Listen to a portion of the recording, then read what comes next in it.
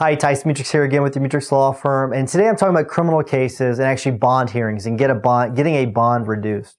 So let's say you've been charged with a crime and the judge has set the bond at a really high amount. Whether you're locked up at this point or not, let's say the judge has set a really high amount, and we need to get that bond reduced to either get you out or if they do lock you up, so we can get you out after you're locked up.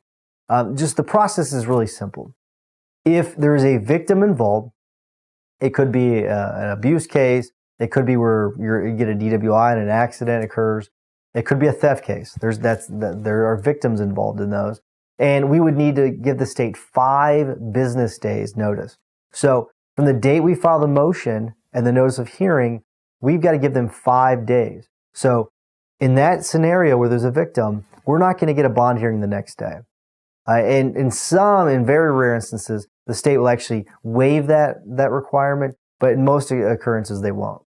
The other scenario might be where there's not a victim involved. And that's usually very, very simple. And how that may work is we actually may call the prosecutor's office and try and negotiate that directly with them.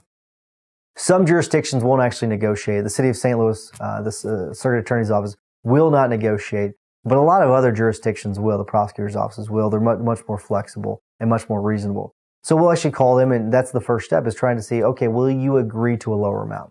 Most of the time they will. If they don't, we'll have to set it for a bond hearing. And many times we can actually get a bond hearing the next day. So it's a very quick process, quick turnaround. And what we'll do is we'll then go in front of the judge. We'll have our bond motion. We'll file it. We'll go through you with a list of questions that we ask you, mitigating factors, whether or not you're a flight risk, whether or not you're a danger to society. Because those are the two factors that the judge considers. We'll go over those with you, and we'll actually make our argument to the judge, and the judge will make a decision on the bond and any other restrictions there might be. So that should give you a good idea of how the process works, how the bond process works. If you have any other questions about that, give me a call at 888-550-4026, or feel free to check us out at mutruxlaw.com. Thanks a lot, and have a great day.